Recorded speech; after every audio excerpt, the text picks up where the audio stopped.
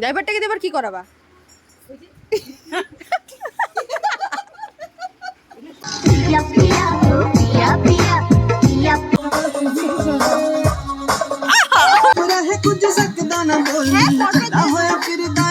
অনেক দিনের ইচ্ছা পূরণ করতে আমরা সকলে বেরিয়ে পড়েছিলাম।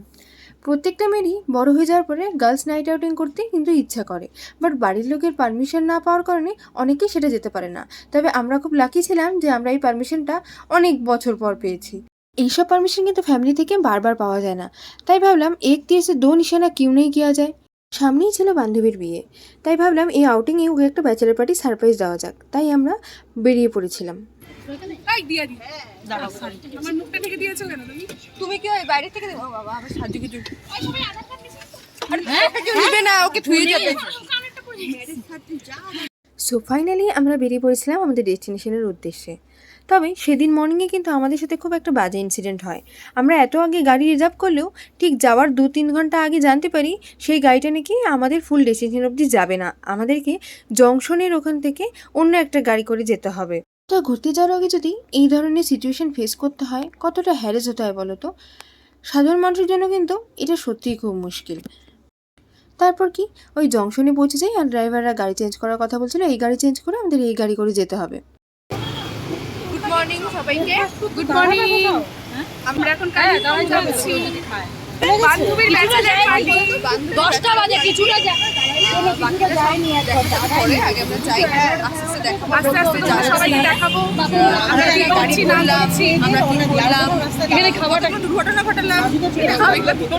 তারপর কি আমরা চিল্লার পার্টির মতো সবগুলো বেরিয়ে পড়লাম ঘুরতে যাওয়ার উদ্দেশ্যে। এত বছর পর পারমিশন পেলে আর কি যা হয়, যাই সিচুয়েশন থাকুক না কেন, যেতে তো ভাই হবেই। তারপর কি ডান দিক বাদিয়ে গিয়ে সিনারির ফটো তুলতে তুলতে আমরা সেবকের কালী মন্দির হয়ে করোনেশন ব্রিজ পৌঁছে গেলাম। করোনেশন ব্রিজ ক্রস হতে না হতেই সেখানকার যা জাম, এই জাম দেখে আমাদের লেগে গেল প্রচুর পরিমাণে খিদা, কারণ কিনা সেই জামে আমাদের অনেকটা থাকতে হয়েছিল। তারপর কালীঝড়ের ওখানে একটা রেস্টুরেন্ট পেয়ে আমরা সকলে দাঁড়িয়ে পড়ি এখানে কিছু সেবা করার জন্য। এত যে সকাল থেকে কিসের মুড অফ বুঝতেই পারছি না। তারপর এদিকে একদল অর্ডার দিতে বিজি, আর ওইদিকে আরেক দল দিব্যি ফটো তুলতে বিজি। মেয়ে মানুষ বলে কথা ভাই, শুরুর থেকেই ফটো না তুললে শেষে এনার্জিটা কোথা থেকে আসবে। এই করতে না করতে আমাদের এক সখীগণ ডান্স করতে শুরু করে। আমি যখন তাকে জিজ্ঞেস করি তোর ভিডিও কে করে দিবে, তার উত্তরটা শোনো। ড্রাইভারটাকে দিয়ে আবার কি করাবা? না এত শোনার দরকার নেই, আশা করি ওর এক্সপ্রেশন দেখে বুঝেই গেছো। তারপর আমরা সেখান থেকে ওয়াইডে খেয়ে বেরিয়ে পড়ছিলাম আবার আমাদের সেই ডেস্টিনেশনের উদ্দেশ্যে। যেতে যেতে রাস্তার মাঝে বৃষ্টি, উফ যা ওয়েদার, যা মনে হচ্ছিল, মানে ভুল কিছু ভেবো না, আমি কিন্তু খিচুড়ি আর পাঁপড় ভাজার কথা বলছি। যেহেতু আমরা হিল সাইডে যাচ্ছি, সেখানে কি খিচুড়ি পাঁপড় ভাজা খেলে তো আর হয় না, তাই মোমো খেতে পাবো বলে সেই আনন্দে আমরা পাগলের মতো ডান্স করা শুরু করে দিই। আর যেতে না যেতে দেখো তিস্তার জল কিন্তু প্রায় রাস্তার বরাবর, সিকিমের ফ্লোরিংয়ের পরে রাস্তার অবস্থা ভীষণই খারাপ। তারপর আমরা পৌঁছে যাই কালিম্পংয়ের রুটে। কালিম্পংয়ের রুটে উঠতে না উঠতে খুশিতে যেন আত্মহারা যে আমরা হয়তো আমাদের জায়গায় আর কিছুক্ষণের মধ্যে পৌঁছে যাব। তারপর আমরা কালিম্পং বাজারে দাঁড়িয়ে ওখান থেকে কিছু স্ন্যাক্স নেব বলে একটা শপে ঢুকে পড়ি, এবং সেখান থেকে আমি কিছু চিপস চকলেটস এগুলো না হলে আর কি না হয়, অভ্যাস তো আর পরিবর্তন করা যায় না। তেমনি আমার বান্ধবীও তাই, আমি যেমন আমার সখীগণও তো তেমনই হবে। তাই আমরা সেখান থেকে কিছু কিছু জিনিস কিনে আবার আমরা বেরিয়ে পড়ি সেই আমাদের কালিম্পংয়ের সেই জায়গা। না থাক, অনেক সেই জায়গা সেই কালিম্পং অনেক কিছুই বলে ফেলেছি, তোমাদের ডেস্টিনেশনটা বলে দিই। আমরা ফাইনালি চলে যাচ্ছিলাম মুনথুন ভিলেজ হোমস্টেতে, যেটা কিনা আমাদের অনেক আগে থেকে বুক করা হয়েছিল। আর যাওয়ার আগে এই ব্রিজটা দেখো কি সুন্দর দেখতে, ভিউটাও কিন্তু দারুণ। তারপর আমরা এই নাচানাচি গল্প লাফালাফি করতে না করতে পৌঁছে গেলাম। ওই দেখো আমাদের হোমস্টের বোর্ডটা দেখা যাচ্ছে।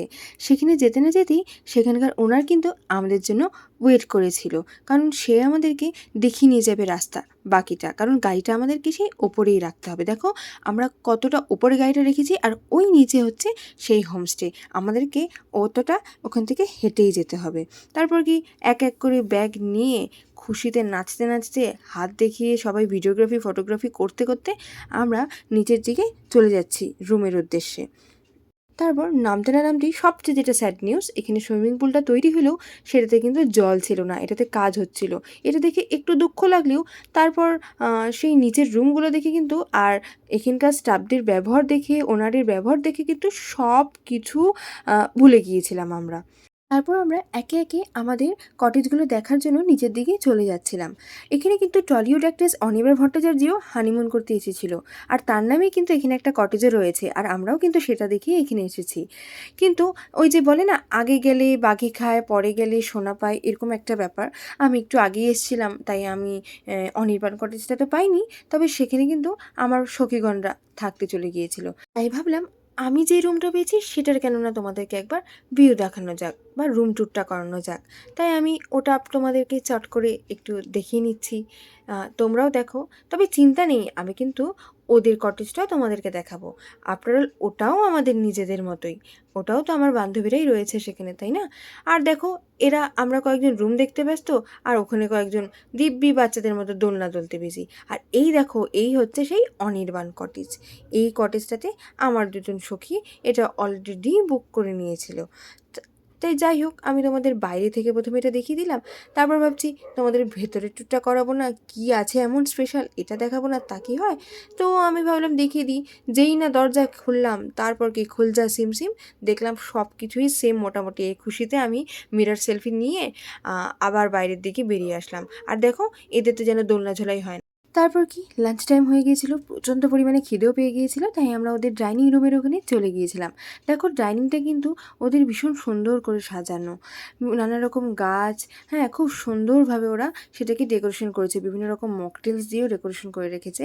সবচেয়ে যেটা বেশ সেটা হচ্ছে এই সিটিং এরিয়াটা। দেখো কি সুন্দর, নিচে বসে খাওয়ার মজা কিন্তু আলাদা। তুমি যতই ডাইনিং টেবিলে খাও না কেন, নিচে বসে খাওয়ার মজা কিন্তু সত্যি এক পুরনো ভালোবাসা। তারপর এত খিদে পেয়ে গেছিলো যে লাঞ্চ আসতে না আসতে আমরা কিন্তু খাওয়া দাওয়া সেরে নিই। ভিডিও করার সময় না পেলেও ফটো কিন্তু তোমাদের জন্য তুলে রেখেছিলাম।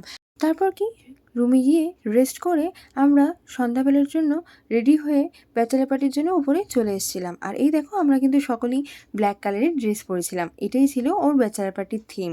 আর ওইদিকে দেখো, আমাদের সাথে সাথে কিন্তু আরও যারা সেই রিসোর্টের মেম্বার্সরা ছিল, মানে আরও যারা গেস্ট ছিল, তারাও কিন্তু আমাদের সাথে ভীষণভাবে এনজয় করছিল।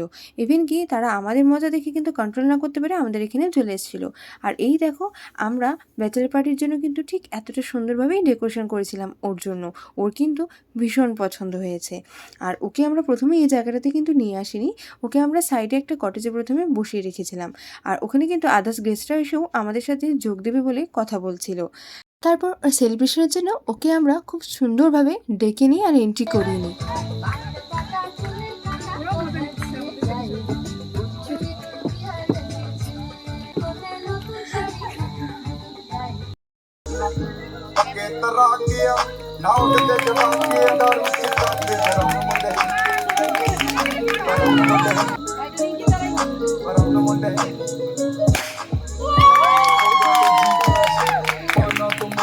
এই দেখো, ও কিন্তু সারপ্রাইজ পেয়ে খুশিতে ডান্স করা শুরু করে দিয়েছিল।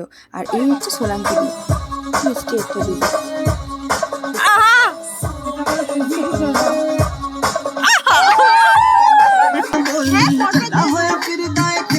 দেখো, উডবি ব্রাইডকে খুশিতে কোথায় না কোথায় চলে গিয়েছে।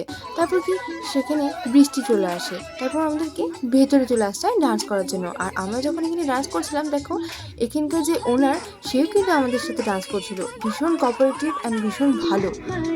তোমরা সকলেই জানো আমি কিন্তু ডান্স করতে ভীষণ ভালোবাসি, তাই কোনো রকম সুযোগ হাতছাড়া একদম হতে দিই না। তেমনি আমার বান্ধবীরাও কিন্তু ডান্স করতে ভীষণ ভালোবাসে। আর বান্ধবী বলে কথা, ভাইব ম্যাচ না হলে কি হয়? এই দেখো, ওরাও কিন্তু আমার সাথে নন স্টপ ডান্স করতে থাকে। মাঝে শুতে গিয়েও তারপরেও কিন্তু সেখানে মন থাকেনি, আমরা আবার চলে এসেছিলাম ডাইনিংয়ের ওখানে সবাই মিলে ডান্স করবো বলে। কারণ সেই রাতটা আমাদের কাছে ভীষণ স্পেশাল ছিল। অনেক বছর পর এই গার্লস আউটিং, মানে এই পারমিশনটা পাওয়া। অনেকে হয়তো খুব ঘন ঘনই এইসব পারমিশন পায়, কিন্তু আমাদের ক্ষেত্রে এটা একটু কঠিন ছিল, কারোর একজন গার্জেন মানে তো আরেকজন মানতো না। আর কি ডিনার চলে এসেছিল, আমরা ডিনার করে সবাই শুতে চলে গিয়েছিলাম, কারণ নেক্সট দিন মর্নিংয়ে আমাদেরকে বেরোতে হতো। তারপর সকালে আমি রেডি হয়ে সবাইকে দেখতে চলে যাচ্ছিলাম যে রেডি হয়েছে কিনা। ঠিক তখনই ওই হোমস্টের আরেকজন গেস্ট, যারা নাকি লাস্ট নাইটে আমাদের সাথে ছিল, সে বলছিল আমার প্যান্টটা নাকি তার ভীষণ ভালো লেগেছে, মানে আমি যেটা সকালবেলা পরেছিলাম। তো তোমাদের সকলকেও অবশ্যই কিন্তু আমি দেখাবো। তারপর আমি চলে গেলাম এক এক করে, দেখি সবার রেডি হওয়া বাকি, তাই ভাবলাম তোমাদের আমি বাকি হোমস্টেটাও একটু হেঁটে হেঁটে দেখিয়েই নিই। দেখো এখানে কিন্তু রুমগুলো স্টেপ বাই স্টেপ অনেকটাই নিচে, 2টা কটেজ ওপরে তো 2টা কটেজ নিচে, আর প্রত্যেকটা কটেজে কিন্তু আলাদা আলাদা নাম আছে। দেখো আমি কতটা নিচে যাচ্ছি তোমরাই সেটা দেখো। আর মানে এত সুন্দর একটা অ্যাডভেঞ্চার, যারা কিনা নিরিবিলি একটা জায়গা খুঁজছো যেখানে এসে একটু শান্তিতে টাইম স্পেন্ড করা যাবে, এই জায়গাটা কিন্তু তাদের জন্য একদম বেস্ট। একদম জঙ্গলের মাঝে একটা অন্যরকম অনুভূতি দিবে। আর এখানে যে আমরা থেকেছিলাম, এখানে আমরা 8 জন ছিলাম, তাই আমাদের 1250 টাকা করে মাথাপিছু পড়েছিল 3 বেলা থাকা খাওয়া নিয়ে, মানে ব্রেকফাস্ট, লাঞ্চ অ্যান্ড ডিনার নিয়ে। তো এছাড়া যদি তোমরা 1 জন 2 জন আসো, হয়তো 100-200 টাকা সেটা বেশিও হতে পারে, বা সিজন ওয়াইজলি সেটা প্রাইস বাড়তেও পারে। তারপর কি আমরা ব্রেকফাস্টের জন্য সবাই চলে যাই। যদি অনেস্টলি রিভিউ বলো, তাহলে লাঞ্চ ডিনার চাইতে কিন্তু আমার এই সকালের পুরিটা দারুণ লেগেছিল খেতে। তারপর কি ওই বলেছিলাম যে আগের দিন যে ড্রাইভারকে দিয়ে ফোন ধরিয়ে 2-4টা রিল করব, সেই রিল বানিয়ে আমরা বাড়ির জন্য রওনা দিয়ে দিই। তোমাদের মন্থন ভিলেজ হোমস্টে কেমন লাগলো আমাকে কিন্তু অবশ্যই জানিও।